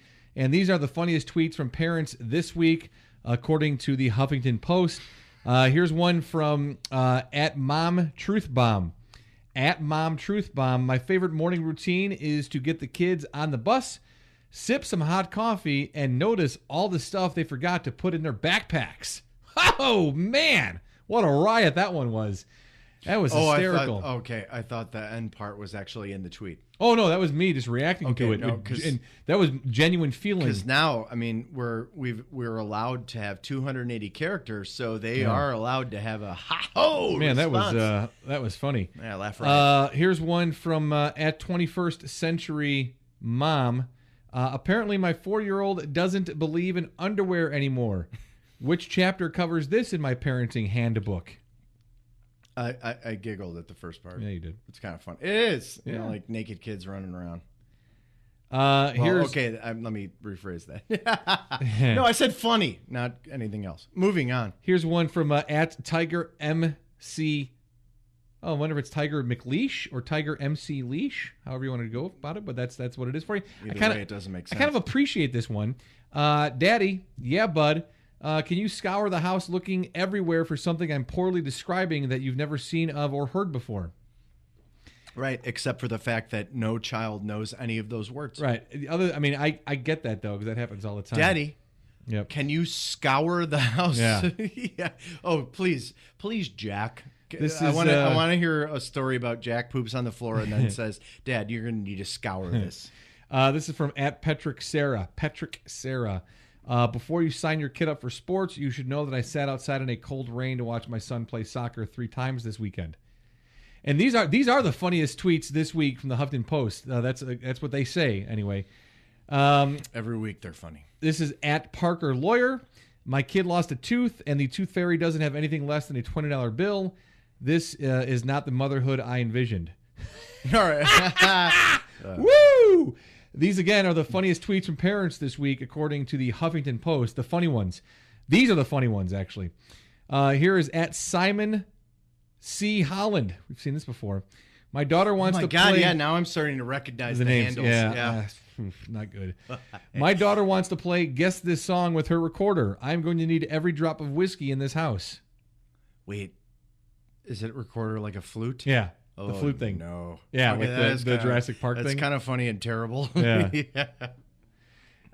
And this is from @OneFunnyMummy. We've heard her before. Yes. Yep. My kid's a genius because she knew what a piece of broccoli was, even though we've never had it in any of our houses. That's weird on a lot of levels. Yeah, I just don't know why that's funny, though. But it is the funniest tweet, according to Huffington Post. One of them, at least.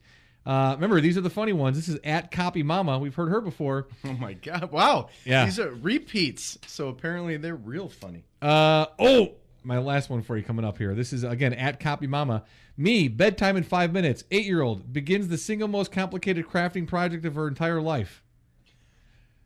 Remember, these are the funny ones. These are the ones that made the cut because they were funny. Not funny, but that one I'm not saying I can relate with because I don't have kids, but I do have a stepdaughter, and it's time for bed always creates like I need to build a house.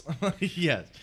Here's relatable, one from, not funny. Remember, we brought her up a few weeks ago when Brendan was here. It's @6_pack_mom. That's 6-pack mom. Now, are they either running out or they really think that these they really think they're funny? This is okay. Yeah, she's a real babe too. This one @6_pack. Serious? No, _mom. Remember? Yeah. Stephanie Ortiz yes. is her name. Stephanie's she was hot. He was hot. And again, we don't know if it was because she has a 6-pack in her belly or she likes beer, so we appreciate it both ways. This tweet came out, though, at 4:05 a.m. This was a 4:05 a.m. tweet. Ooh. Someone woke her up.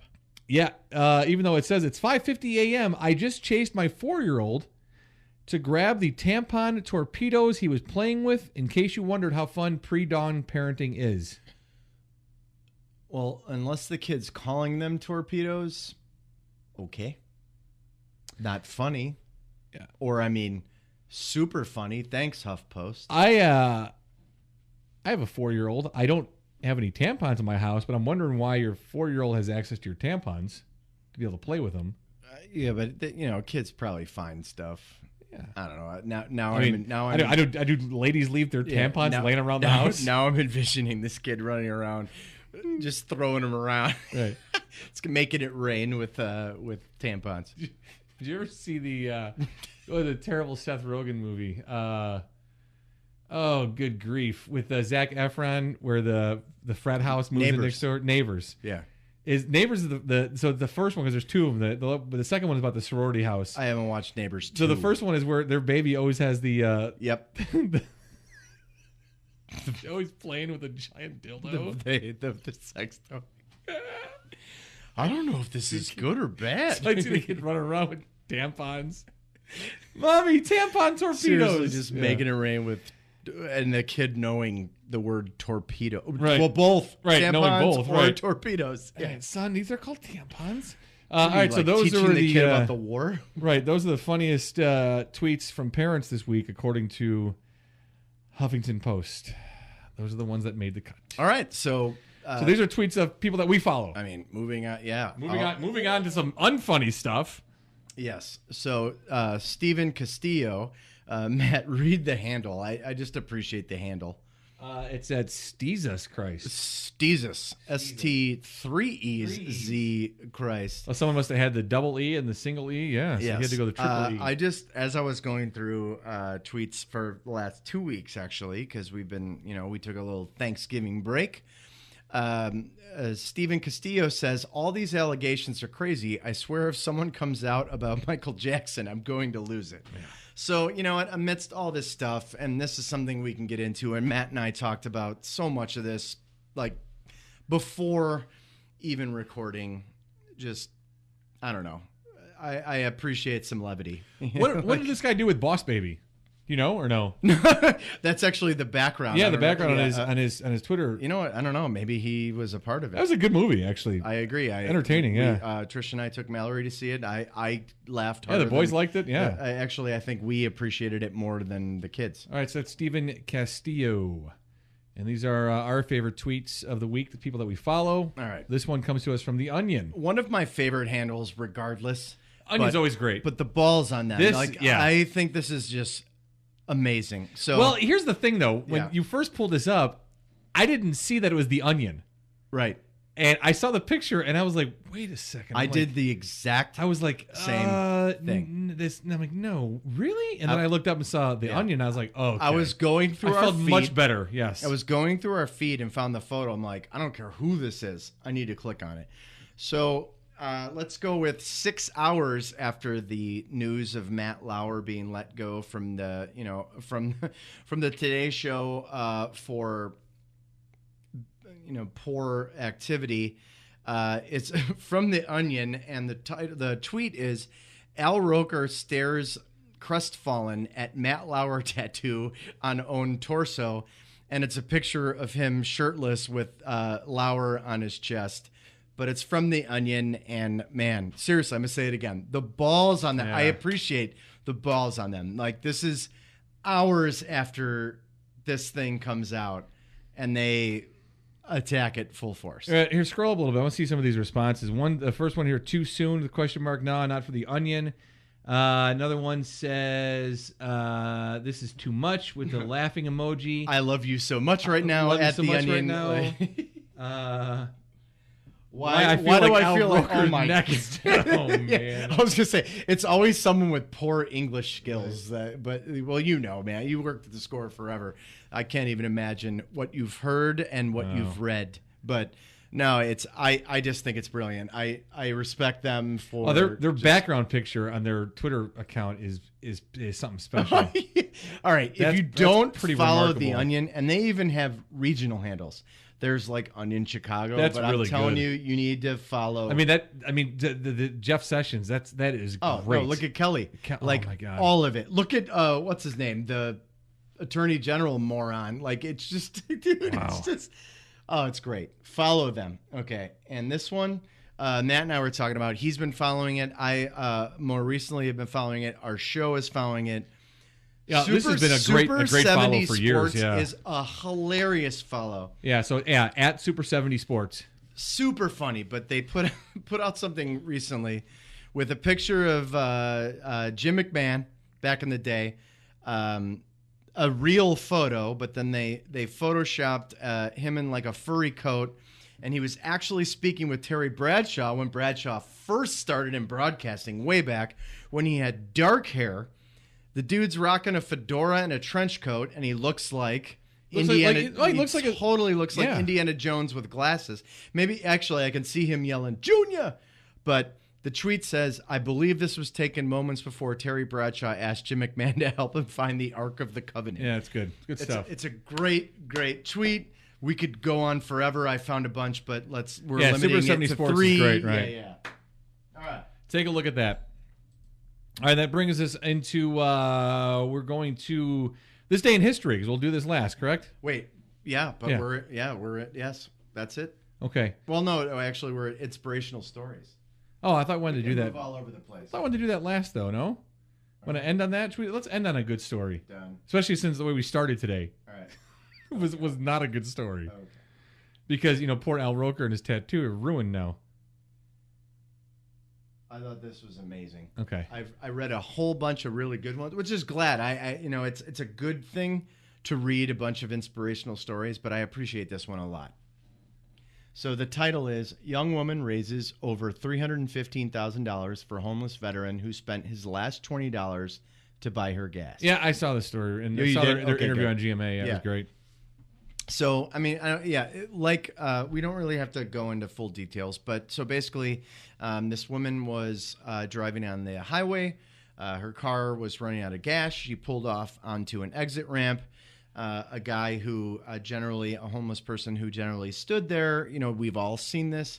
The person standing with a sign saying that they need money, ran over and said, and I love this so much. He said, "Lock your windows, lock your doors. I will be back." Came back with a full gas can to fill up, her car so she could move. Turned out it was the $20 this homeless guy had on him. The girl appreciated it so much that she not only reciprocated and went back and gave him food, gave him blankets, and gave him the money back that he had used for the gasoline, but she decided to put together a GoFundMe campaign for him, but telling the story.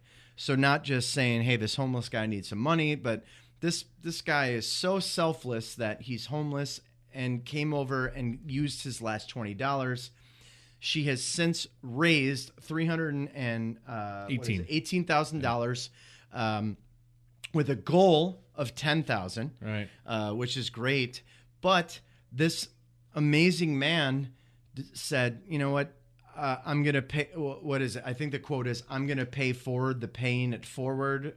And he's not really decided to take the money on his own. It's not disclosed who he's given it to, but he's basically decided to give the money that entire GoFundMe campaign was to other charities. Yeah, so the part of town she was in was a dangerous part of town, which is why he told her, go back in your car, lock the doors, I'll take care of you, don't worry about that. He didn't want her walking, so it was pretty cool. He's also is a veteran, right? Was over in the Middle East as well and came back like many veterans and found it hard to transition back into regular civilian life. And a fireman. Couldn't find a job, right, and ended up homeless. A Marine vet and a fireman. Yeah, so it's a pretty cool story and all the money that was raised. So yeah, really good story. And they actually were just on GMA. Was it yesterday or Monday? And they told their story together. So that was pretty cool to see them and talk about this story. So, and that brings us to this day in history. And for us, it is November 29th. For you, it'll be after that. It'll be in December when you listen to this. But this day in history on October 29th.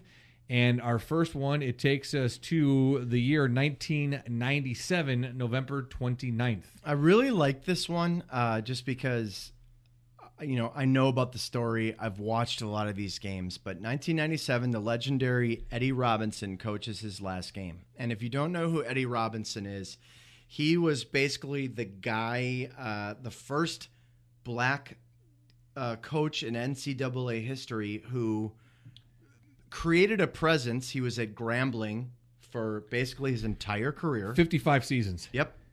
And he really, he wanted to be a coach in the 40s.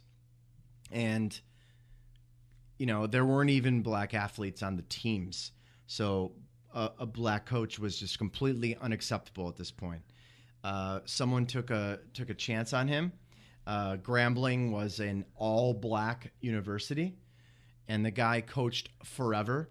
He's one of the winningest people in college history, yeah, and definitely one of the most historical black coaches ever, who really started the trend. In 55 years, he went 408 wins to 165 losses. So 408, 165. Right, and he coached for 55 and years. If you're not a college football fan and if you just started watching it, look into the history. Like, the history of college football is so cool. It's way more important than the pros. We're Chicago fans. We're Hallis guys. We know that they're a charter franchise, but what got them to this point is college football, and the fact that I don't know. What this guy did is super cool, so I could not pass up that headline or that story in this day in history. Yeah, so Eddie Robinson coached his last game November 29th, 1997, and that takes us to our next story in 1963 of November 29th. So in this day in history, I know we're all aware of the JFK assassination, which was basically a month before this. LBJ, Lyndon Johnson, forms a commission to formally investigate the Kennedy assassination. And I don't know what it is. Maybe it's hope that someone like this can come back to our political landscape. But just the storyline of JFK, not his assassination, but what he was as a politician, is interesting to me. But this is when LBJ, it was basically a week. It was a week, yeah. A week it was after 22nd, yeah. After the actual assassination that he formed this commission to investigate the assassination. And if you're not familiar with history, later on, and this is actually another date in 1963, but the Warren Commission decided that it wasn't, shady or a conspiracy or anything like that, which, hey, none of us know. Some of us think, it is what it is. But I feel like this was huge, because this is a week after the President of the United States was killed. And our last and final day on this day in history, and it's November 29th, and it'll take us to... That's it. Sorry. Oh, you had to double one of them. Okay. Yes. No, I pulled up the Wikipedia story in case we needed more information. So Oh, all good. All right. Wow. Yeah. So we've alluded to something that doesn't exist. There were a lot of things that happened on this day in history, but all of them were depressing. So I'm not saying that Kennedy being shot was uplifting, but the fact that LBJ represented him well and initiated something I guess it that depends actually on lasted 8 months. What your perspective was in a shooting. Right. It might have been but there were uplifting to a you. lot of European war things that happened that I just thought we don't need to bring up. And that concludes episode number 16. It's called Sassy Pilgrim. I want to thank you for downloading, listening. Remember, the best thing you can do for us, continue listening to the program, as well as tell your family, friends, your children, make them listen as well, and download the show. Abaticola and Ferrari discuss everything. We're brought to you by Mickey Finn's, Lake County's first brew pub, 345 North Milwaukee Avenue. Get in there soon and check out Santa's Magic. I think it's a big thumbs up from Jason. You all know that I love it as well as their double IPA, the Pineapple Express, but Santa's Magic is the stuff going on right now, so check it out. They're on Twitter at Mickey Finns, MickeyFinns.com. You can check out all the stuff they have going on, live entertainment every weekend. You can see what they have planned, and great food and service as well. Also, big thanks to Will's Northwoods Inn, 3030 North Racine, for sponsoring That's So Wisconsin. He's Ferrari. I'm Abaticola. Thanks for listening. We'll talk to you next time. Have a great, great week, friends.